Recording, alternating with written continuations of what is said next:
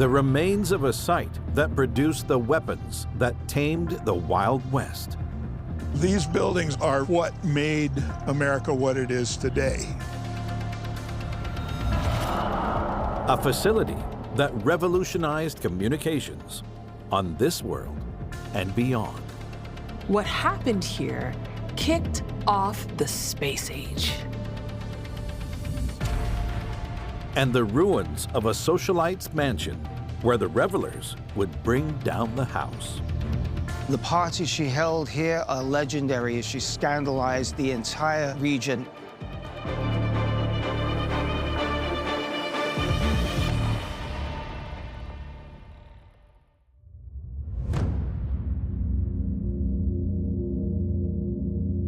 In Hartford, Connecticut, a set of abandoned structures once armed the nation.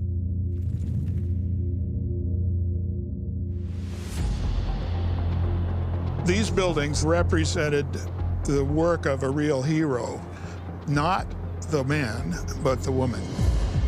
Less than a mile from downtown, an architectural anomaly sticks out in the skyline. This dome seems like it's quite out of place for America. It seems like it's something you'd see in Russia. This blue dome's aesthetic isn't the only strange thing around. Derelict buildings are scattered across a revitalized industrial complex. They have broken roofs, shattered windows. They're obviously not in use. This must have been one big site. About half a mile away, across a nicely mowed park, there are at least 2 more abandoned buildings. Once, this place forged a new way of life for America and the world. Forget Henry Ford and his Model Ts. This is where America's real manufacturing revolution began. These buildings ultimately became so successful that the enemy had only one option, and that was burn them to the ground.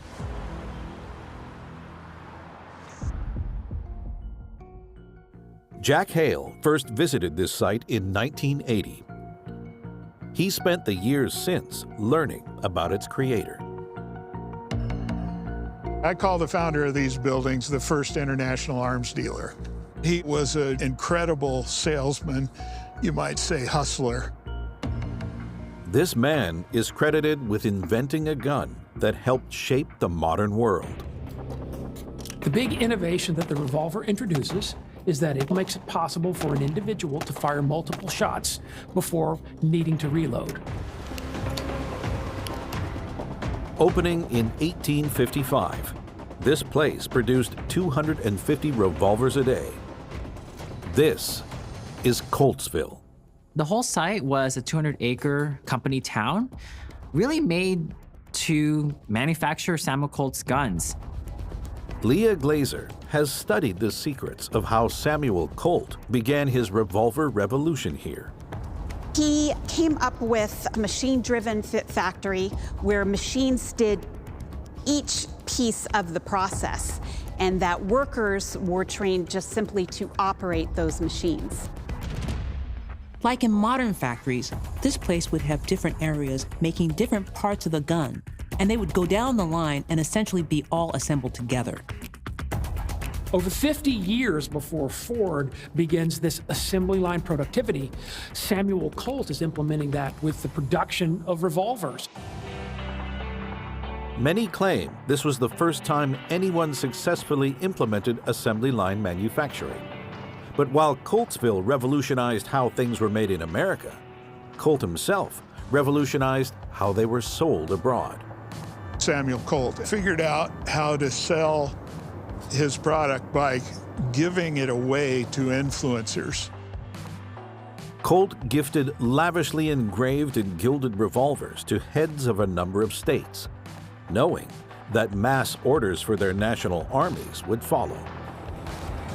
The story is he sold guns to the Russian Tsar, and then he went to Turkey, that was an enemy of Russia, and sold to them.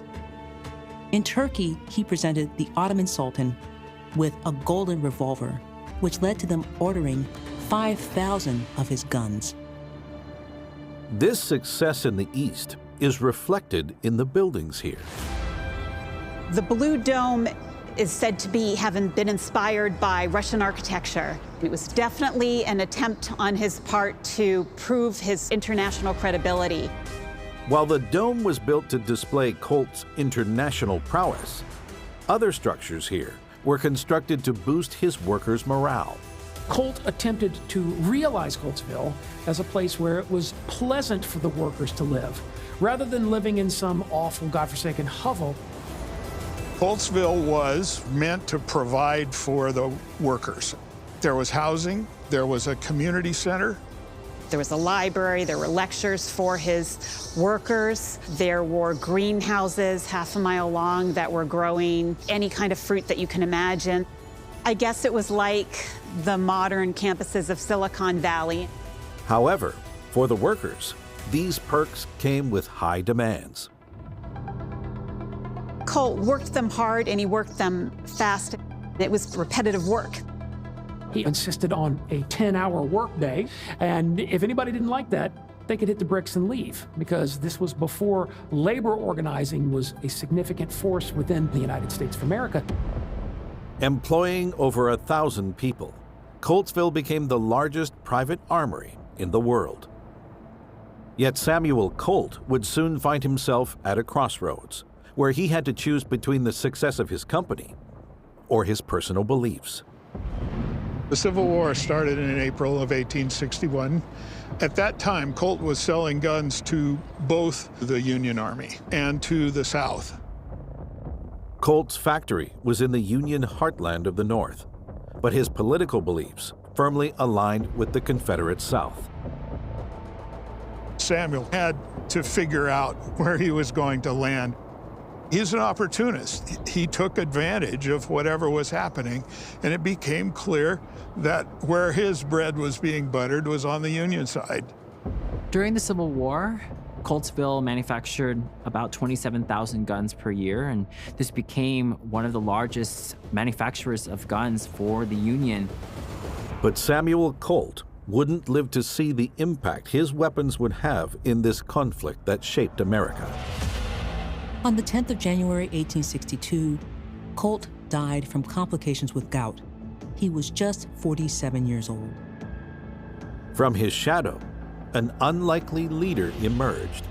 After Samuel Colt dies, his wife Elizabeth is obviously devastated. It's compounded by the fact that 10 days later, their youngest child, Henrietta, also passes away. And so she's obviously dealing with a lot, and she kind of funnels that grief into making sure that her husband's legacy remains. At a time when she couldn't even vote, Elizabeth took the reins of Coltsville. At its peak under Elizabeth, it said the company was worth over $100 million in today's money. Elizabeth took the Colt Company to new heights. But while the Civil War was still raging, grave danger was brought to her doorstep. In Hartford, Connecticut, Elizabeth Colt had taken the reins of the Coltsville Armory in the midst of the Civil War. But shortly after her husband Samuel's death, another catastrophe was just around the corner. In February of 1864, the main armory building caught fire. The building went up like a tinderbox. There is some indication that it could have been an arsonist from the South. The truth of whether the fire was set by a Confederate arsonist has never been proven. Yet ironically, thanks to Elizabeth, it only made Coltsville stronger. She had insured the company. Sam didn't believe in insurance, but she did. So she had the money to rebuild. When they rebuilt it, they were replacing all the machinery. They were now state of the art. So it gave the Colt Company a big, big leg up coming out of the Civil War. Even with a new state-of-the-art factory, no one could have predicted the popularity of a gun Elizabeth's company would begin manufacturing here in 1873. When people talk about iconic American weapons, the Colt 45 is right up there. These guns are so evocative of the Wild West. Jesse James, Billy the Kid, and Butch Cassidy all carried Colt 45s. People begin to refer to it as the gun that won the West. Despite this success, the 20th century ushered in new challenges for Coltsville. In 1905, Elizabeth Colt died at the age of 78.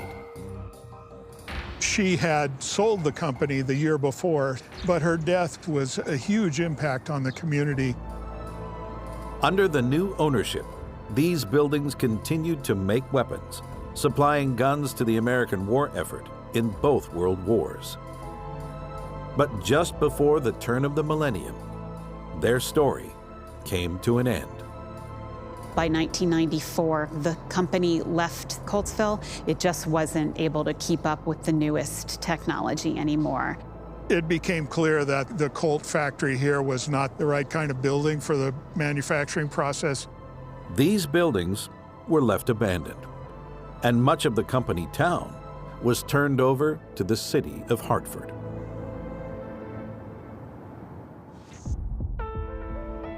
Today, over 30 years later, many of Coltsville's buildings have been converted into apartments, and the remaining structures are entering a new chapter of their life. In 2014, Congress passed legislation that authorized the establishment of Coltsville National Historic Park.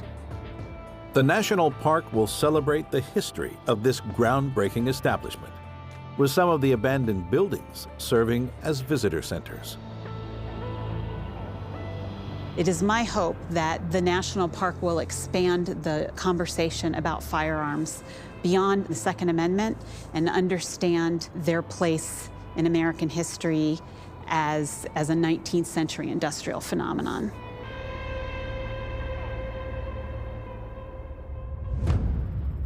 In the Garden State, one complex of buildings changed how we communicate across the globe and beyond.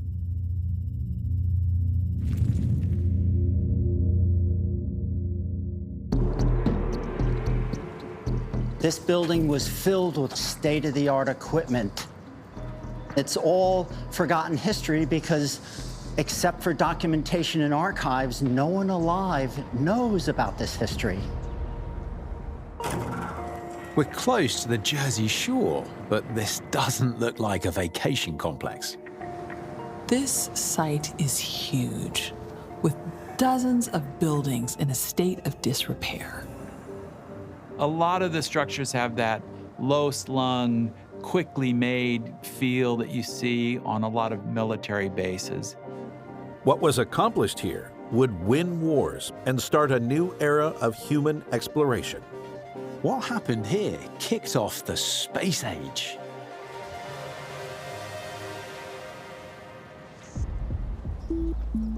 On the Shark River, near the Jersey Shore, lies a huge complex of neglected buildings. Retired schoolteacher Fred Carl has been coming here for over 30 years, seeking to reveal its mystery to others. It is vitally important to tell the tale of our nation and how people use technology to conquer the issues of the day. This site was marsh and farmland, but it was acquired in 1912 by one of the great telecommunications companies, the Marconi Company. Marconi was fascinated by the science of electromagnetism, but he was more than a pure scientist. He also had a practical streak. With each breakthrough, he wanted to figure out how it could be applied to human communication. We wouldn't be where we are today with modern communications without his technological advances. Marconi had proved that long-wave radio signals could be sent across oceans by using a layer of the Earth's atmosphere, known as the ionosphere.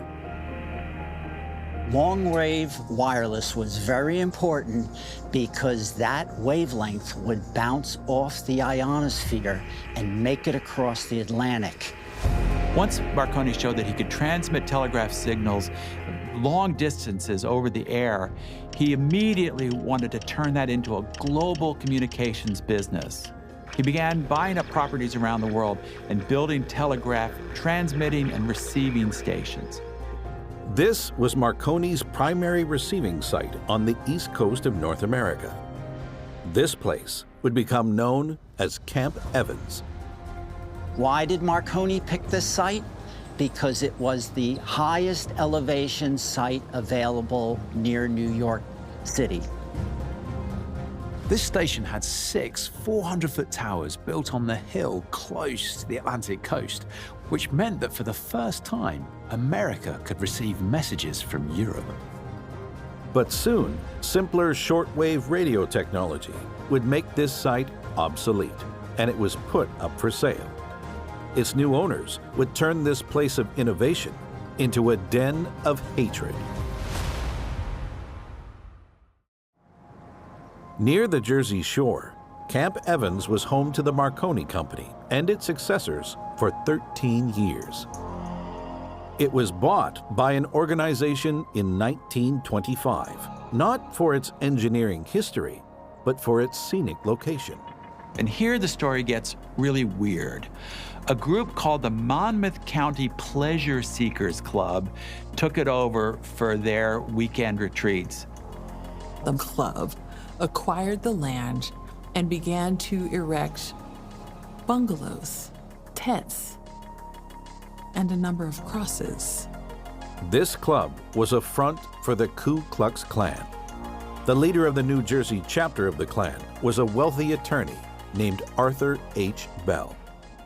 He organized fairs and marches here and started an association with the overtly Nazi German-American Bund. The Monmouth Pleasure Seekers ran this property for a decade. But Bell would be removed from his position due to his close links to the German-American Bund, which put ownership of the old Marconi site in dispute. They lost their court cases and their appeals and were evicted for non-payment of rent, and then they faded away. The site would become a military camp in 1941, named the Camp Evans Signal Laboratory. Most of the low buildings that you see on site today were built during the Second World War. It was basically a one-stop shop for their experiments with radio. Immediately after the war, the scientists here would start to answer a question posed by Nazi Germany's most successful wonder weapon. Germany's V-2 rocket program had produced the world's first long-range rocket that flew within the ionosphere at the edge of space. Was there any way to track objects that were going past the ionosphere and into space? That was the big question. But many scientists at the time thought it was impossible to communicate with objects in space because radio waves could not penetrate the ionosphere. A long-wave radio wave will bounce off that and go across the ocean, and that's what this Marconi station was built on. The fact that radio waves did not go into space, as theorists said. The scientists stationed here came up with an audacious project to prove the ionosphere was not impenetrable. The problem was there was no way to test whether your signals were getting past the ionosphere. The scientists here came up with a brilliant solution. They decided they were going to bounce their signals off the moon. They called it Project Diana, named after the goddess of the moon. So in January 1946, they modified a radar antenna that looks like a set of mattress springs, jacked up the power, and aimed it at the moon. An echo was picked up 2.5 seconds after the broadcast, and that's the time it takes for light to travel to the moon and back. For the first time, humans had communicated with, or at least interacted with, an object in space. And it happened right here at Camp Evans.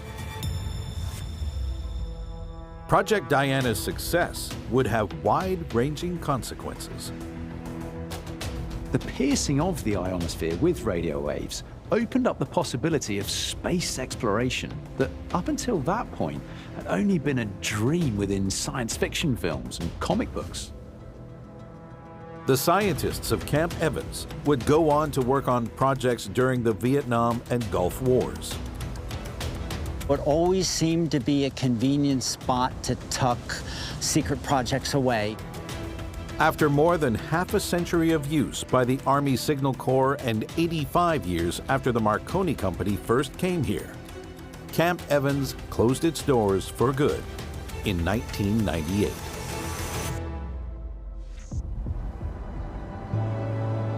Today, the accomplishments of Camp Evans live on through the work of Fred Carl and many others.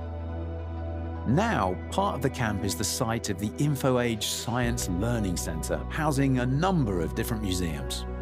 Our partner, Princeton University Physics Department, they actually can control the dish from their physics building in Princeton, and they help train graduate students on the study of pulsars.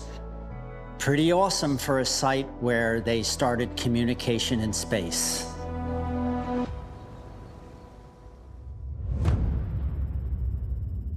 In the foothills of Colorado's Sangre de Cristo Mountains are the remains of a town where people fought for their rights and paid the ultimate price.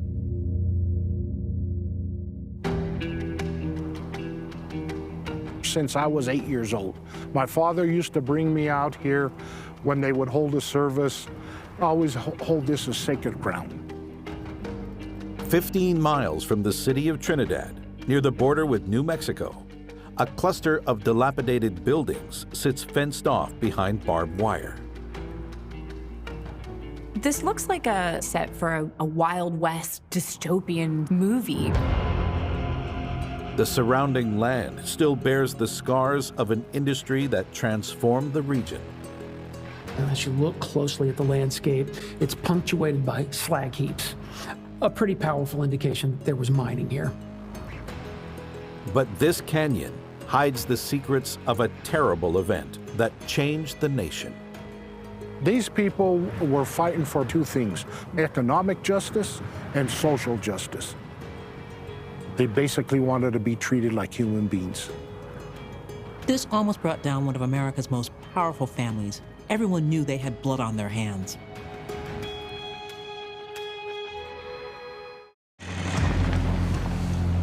In the shadow of Colorado's Spanish Peaks, a remote ghost town was the site of one of the great untold labor disputes of the 20th century. Third-generation coal miner Bob Butero is carrying on the legacy of those who fought here. I've always maintained that I stand on their shoulders.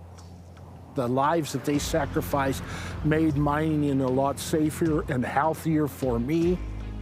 Coal was first uncovered in Colorado in 1880, and within a few years, driven by the Industrial Revolution, mines were cropping up all over the state.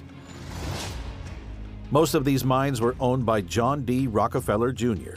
through the Colorado Fuel and Iron Company, also known as CFI. This is a company that was so big, so prominent that at one point, 10% of the people of the state depended on CFI for their livelihood. As the mining industry boomed, communities began to flourish across the region.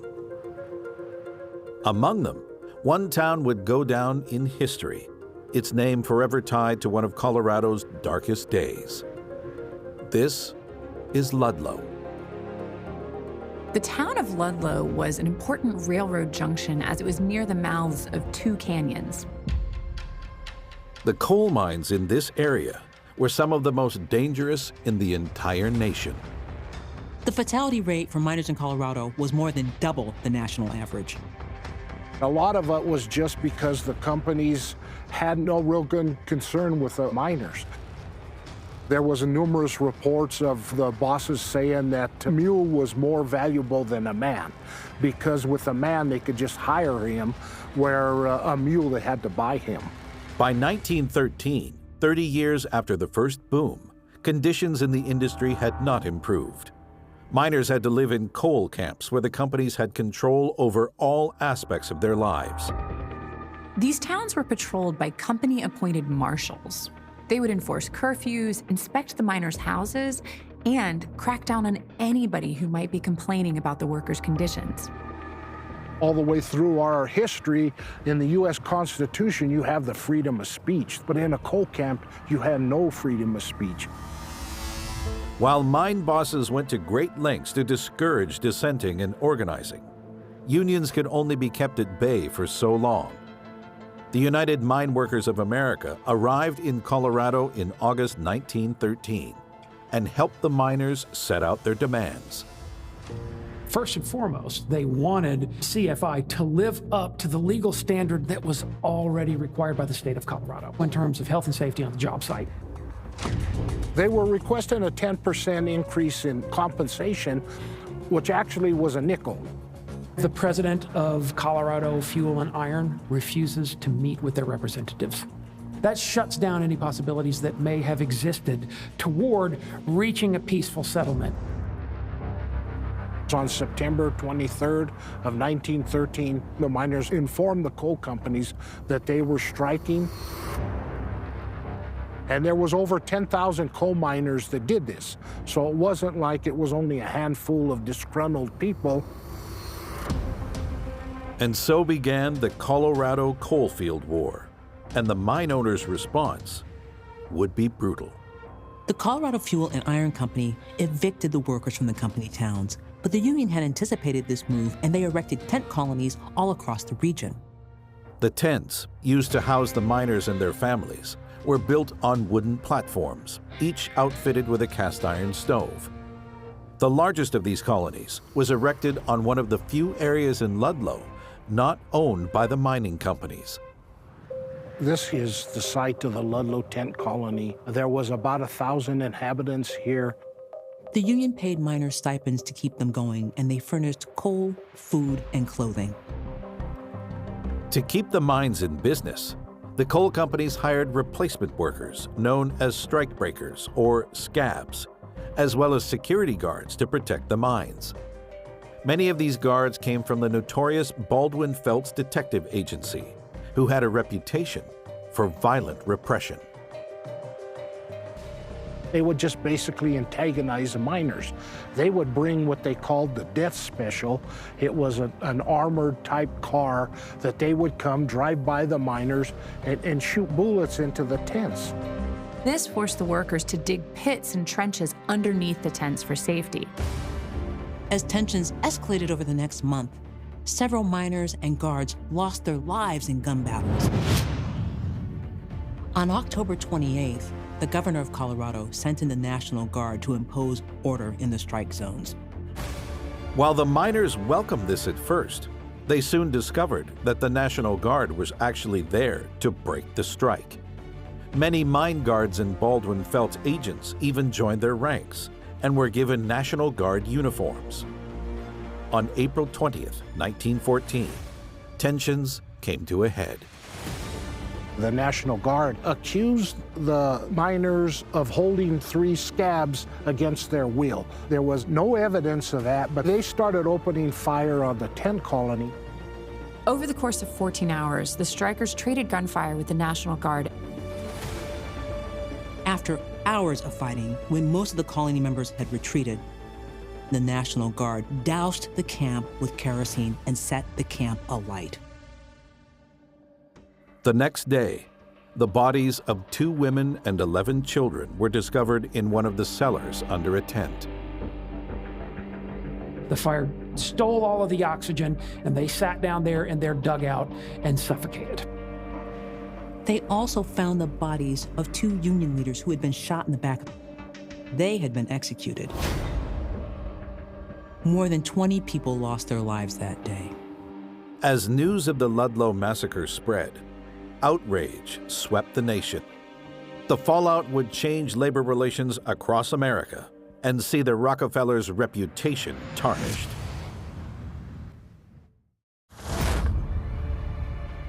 After the massacre of striking miners and their families by Colorado's National Guard, union leaders issued a call to arms. They basically ran the National Guard out of Los Animas. After that is when the U.S. Army came into the area. Eventually, the United Mine Workers of America ran out of money and had to call off the strike. Ultimately, none of their demands had been met. The Ludlow backlash was a disaster for the Rockefellers' reputation, to the point that they hired PR experts to help with damage control. At the time, this was very novel, and it attracted quite a bit of media attention. Rockefeller would eventually visit Colorado to hear the miners' grievances And slowly but surely, things began to change. Over the following years, working conditions improved greatly, not only for miners, but for the average American worker. They achieved an 8-hour day, paid overtime, higher wages, and benefits, not to mention better safety conditions. Although working conditions had improved for the miners in southern Colorado, an overall shift to cleaner and more efficient energy sources would plunge the coal industry into decline. By the 1950s, most of the mines in the area had closed down. Rather than selling the homes to the miners already living in them, the companies instead decided to evict the workers and then raze the buildings. This had a devastating effect on the region, and by 1954, Ludlow was completely abandoned.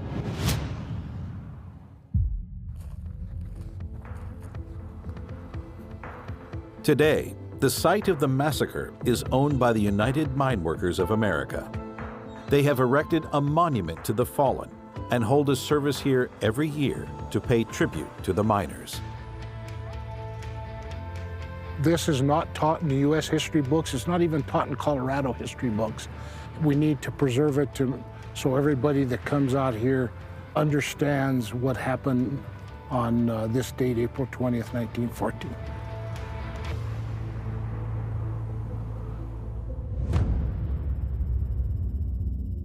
In the shadow of Mount Wontestecat, a set of ruins were once a den of debauchery for one of America's greatest eccentrics.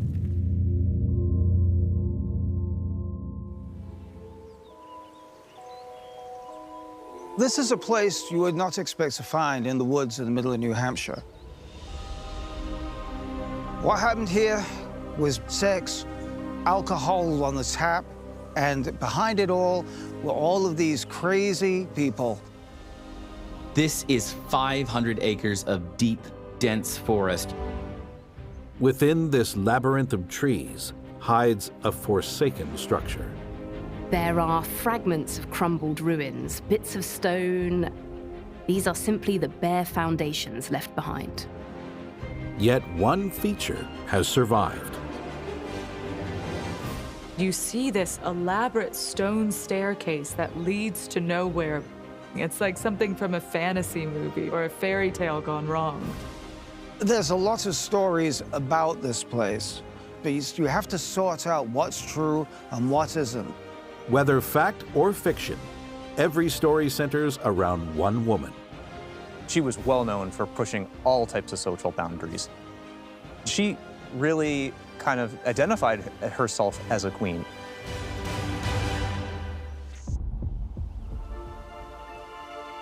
In New Hampshire, the stone carcass of an abandoned building lies hidden deep in the forest. It's something Eric Stanway has grown to love. I found out about these ruins by accident. I just came up here one time, and then I found out the actual story behind them is far more interesting and far more licentious than anything you can possibly think of. This is Madame Sherry's castle. While today it's associated with an American legend, its story begins in the City of Love, where Madame Sherry was known by another name. Madame Sherry was born Antoinette Bremer in Paris in 1878. Antoinette was a complete extrovert, and she was determined to become famous on the stage. Paris at the turn of the 20th century was a place of style, elegance, and daring. For young Antoinette, it was a time for her to truly blossom. Antoinette found work dancing and singing cabaret in bars and clubs. Yet fate would take her across the Atlantic.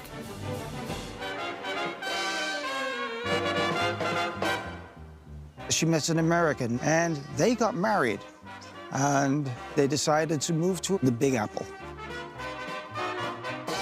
When Antoinette moved to New York, she opened a costume house, and it rented out elaborate costumes both to individuals and, most importantly, to Broadway revues. Just off Broadway, on West 47th Street, Antoinette wanted her store to stand out. Antoinette decided she needed a flashy new showbiz name to promote her business, and she was inspired by Otto Hauerbach's play Madame Cherie. To grab people's attention, Antoinette changed her name to Madame Cherie. Because of her wacky dress sense, the name Madame Cherie really stuck. It was what she became known by, a bit like Lady Gaga today. With her new name, Madame Cherie was soon mixing with New York's movers and shakers. It's something Matthew Scaccia knows well. Madame Cherie and her husband lived a life in the main social circle of A-list people in New York. Madame Cherie was definitely an it girl. But Madame Cherie's time in the bright lights of Broadway wouldn't last. Soon, heartbreak would cause her to begin a new chapter of her life in the forests of New Hampshire. In the woods of New Hampshire is the home of eccentric French socialite Madame Cherie. But this lady of intrigue was brought here by tragedy. In 1924, Madame Cherie's husband tragically died. Everything came crashing down when her husband died. Cherie was completely bereft. And eventually, the invitation of Jack Henderson, a silent film star, started coming to his parties up here in New Hampshire, and she loved it so much. In 1929, she decided to pull up roots in New York and move here. With the support of her wealthy friend Charles Lemaire, she bought nearly 600 acres here. Yet, she didn't want to live an ordinary country life. She was going to build a castle, and it was going to be something that no one in this area had ever seen. Madame Cherie had no blueprints, which drove the local builders crazy. She would just stick sticks in the ground, showing where she wanted rooms to be. By 1931, this trendsetter's vision was finished. The real piece de résistance was the outside staircase. This allowed Madame Cherie to make grand entrances, showing off the latest eccentric fashions that she was styling herself in. It was said that this place was built to host parties that matched Madame Cherie's eccentric personality. Due to the clandestine nature of the parties here, the reality is hard to decipher from the legend. These parties were in the middle of Prohibition, and all of the liquor that came here was totally illegal. All the people who came to these parties were not local. One state justice was rumored to party here. There were rumors of gangsters, Al Capone, Blake's Diamond. Whatever the truth, many claim it wasn't just booze on the menu. Imagine the wildest party you've ever been to. Sex, booze, all sorts of licentiousness. And then multiply that by 10, and you get an inkling of what happened here. Yet in 1933, when Prohibition ended, the party didn't stop here. Madame Cherie's castle was a unique and stylish party spot. Even after Prohibition, people were still looking for those crazy, wild, debaucherous parties.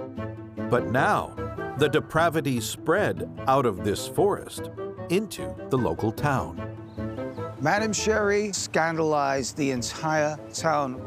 The people of the town were traditional rural folk, people who went to church on Sunday. This was the complete opposite side of the spectrum to Madame Cherie. She would go about town with a monkey on a leash and wearing a fur coat with nothing on underneath. And she'd have all these crazy young people around her, and she used to go buy her groceries down there. She'd pull the cash out of her cleavage. This cash that funded Madame Cherie's eccentric lifestyle came from her protege, Charles Lemaire, a costume designer known across Hollywood. But in the 1940s, everything changed when he thought she began suffering from delusions of grandeur. Her associate stopped sending her checks that funded all of her lavish lifestyle. When the money ran out, everything went straight to hell. Broke and destitute, in the late 1950s, Madame Cherie did something unexpected. In 1958, Madame Cherie felt a pull towards religion. She became a Jehovah's Witness and moved to Vermont. In her absence, this building was left to fend for itself. It was a fight it would lose, as Madame Curie discovered when she returned. In spring of 1959, she came back here, the entire place had been trashed.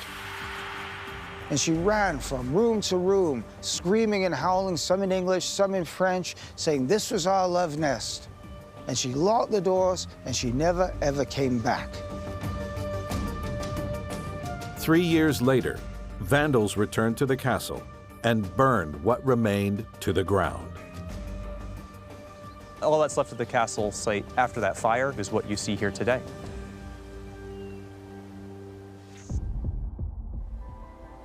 Today, the parties that were held here nearly a century ago are still legendary, although the details may be a little fuzzy. But Matthew is part of an organization that looks after the remains of the castle and allows thousands to visit each year. The property and surrounding 500 acres are owned by the Society for the Protection of New Hampshire Forests. It's a space that people love to come and enjoy. Despite dying in 1965 at the age of 84, these ruins have given Madame Curie what she always desired, a place in America's history book. If there's anything to learn, it's that you only go through life once, and you should really just grab it with both hands, because she sure as hell did.